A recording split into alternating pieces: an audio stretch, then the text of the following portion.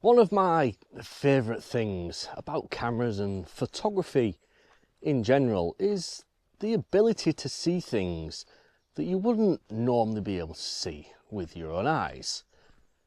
Long exposure photography, macro photography, time-lapse videos, all of these things allow you to see things that you wouldn't normally experience or be able to quite make out. And tonight we're exploring a different side of that. We're seeing light in a different way.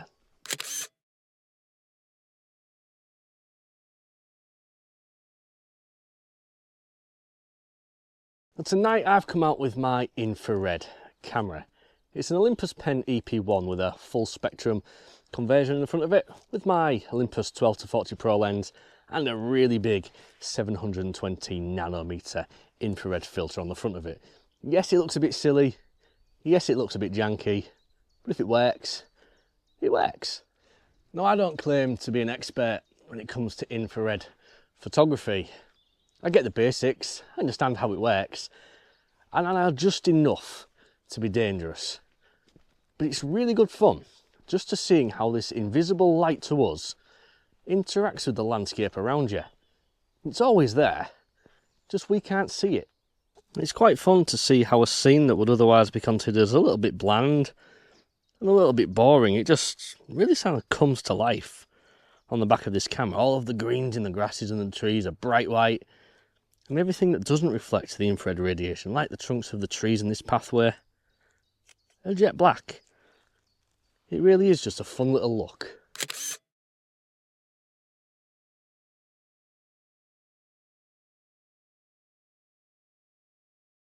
Now, I'm not going to lie, I've waited 2 summers to make this video. My first foray with an infrared camera was a Fujifilm X-E1 that, I'll be honest, I never really got along with that camera, and it kind of, it put me off doing it, and well, I bought it over winter. And you can imagine, with no greenery on the trees and no real sunlight, it was a little bit difficult to let the look. This camera I've owned about a year, and I bought it at the back end of summer last year with the intent of having a little bit of a play around with it. I got all the filters, I got a lens for it, and then misplaced the filter. That's filter in English, all the way until maybe about a month ago. And it really irritated me. We've finally got filters, we've got lenses, we've got the ability to do it. I'm really enjoying what I'm seeing on the back of the camera. So let's take, for instance, this scene here. We have this tree here just snaking up. You can see how much foliage there is in the tree canopy and how many bluebells and how much grass there are in the foreground. And if I point the infrared camera at this scene, the tree just has so much contrast compared to the greenery around it. It's a really extreme kind of black and white photograph, but it looks ace, and I imagine with a bit of a glow on this, it might look really fun.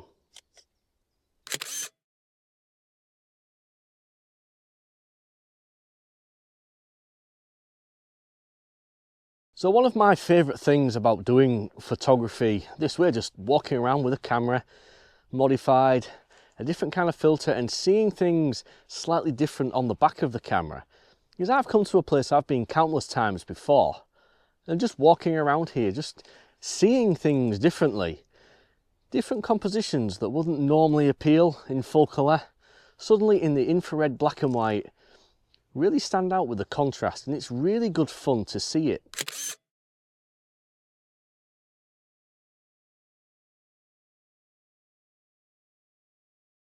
So to give you an idea of what I look like in infrared, well, here I am.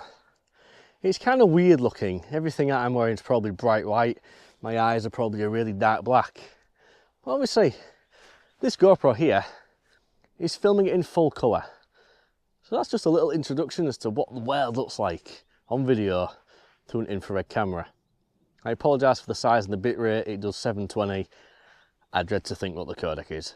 So to give you an idea of how organic material and man-made material react and interact with this infrared light, I'm going to take a picture of this water trough down here. It's made of metal and it's surrounded by all this green grass.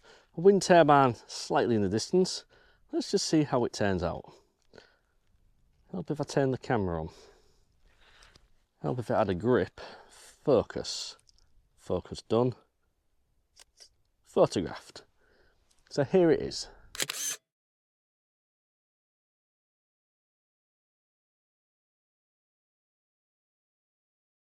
It's really strange to kind of see this in the back of the camera.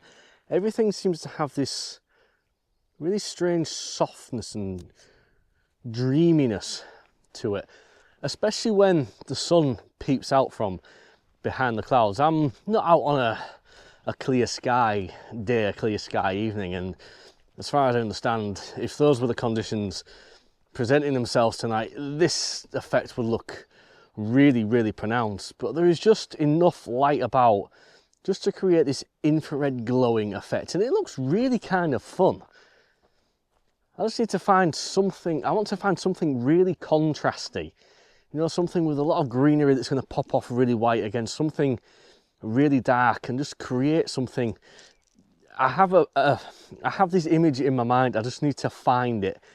So that's going to be the aim of the next one, is to find this image that I have in my mind.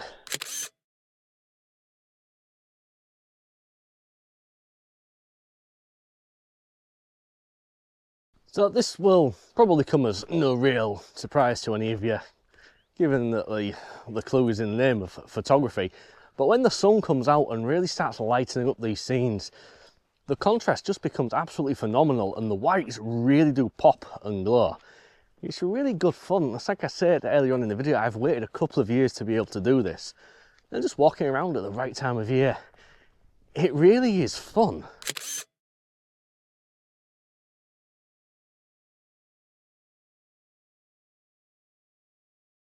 I'm currently trying to not get eaten by bugs. It's happening. I thought we might be a bit early. They're about.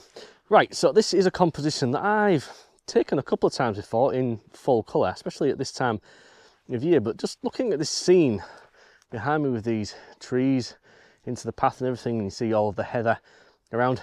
On the infrared camera, it really looks different, you know, and it's just different is what we're going for. So I'm going to focus on the big tree there. On f4, 400th of a second, ISO 200. And here's an infrared photograph of a photograph I've taken in full colour, but it just looks so much more different.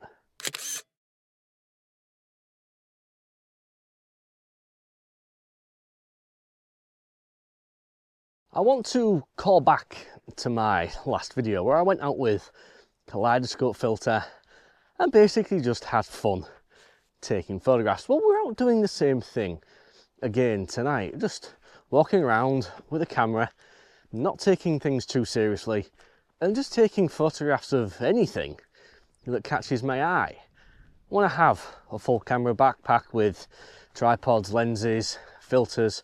We're out with sunrise doing something a little bit more seriously. You really kind of feel the pressure when doing photography like that. A pressure to get the image, a pressure to get the conditions, a pressure to be at the right place at the right time. But just walking around in the right conditions with the right camera, well, to be honest, I'm actually really enjoying myself. It's a bit of a breeze. There's no real pressure. Oh, a tree, a dead tree. Let's have a look, see how that looks. A little bit underexposed, but here it is.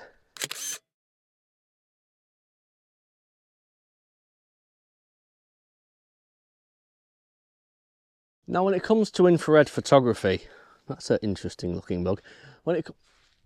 Is that two bugs doing? Yeah. That's two beetles doing. You see, it's not that kind of video. I'm not going to show you. I don't know why I'm watching. Would it be weird if I took a photograph of it? I think it might be, but okay.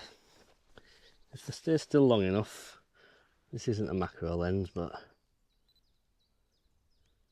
oh, the right. Anyway, I'm getting sidetracked. What was I saying? I was saying something. What was it? That was it. I'm not a fan of colour infrared photos.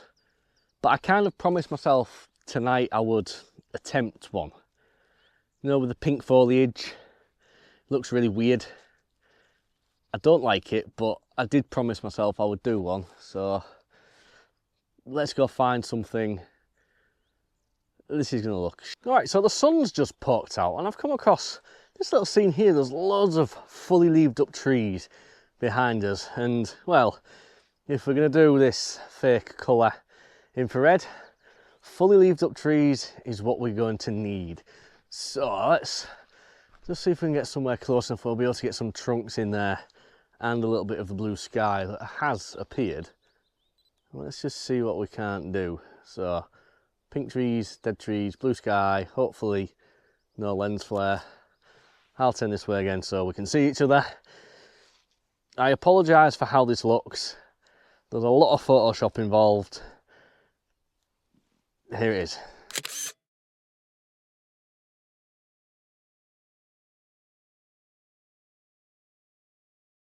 So, I'm about to try and take a photograph again that I took a couple of videos back when everybody basically told me off for calling aperture priority mode a forgotten mode. But I really liked the photograph of this fallen tree behind me. At least I wouldn't call it fallen, it's just growing at a slant compared to everything around it. I just thought it might look really kind of fun in this infrared. So let's have a look. Let's go ahead, let's focus on the tree. See if I can get a rough remembrance of the composition I had.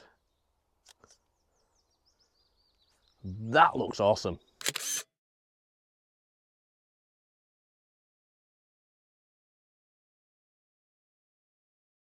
So, thank you just for watching this video. 2 years I've been waiting to try this and I've genuinely enjoyed myself. I'm going to stop here. I found a bench to sit on, surrounded by bluebells, spring colour, spring light, spring warmth. The birds are singing. I'm feeling very calm and tranquil. Genuinely just in a happy place, and yeah, I'm very content with this one.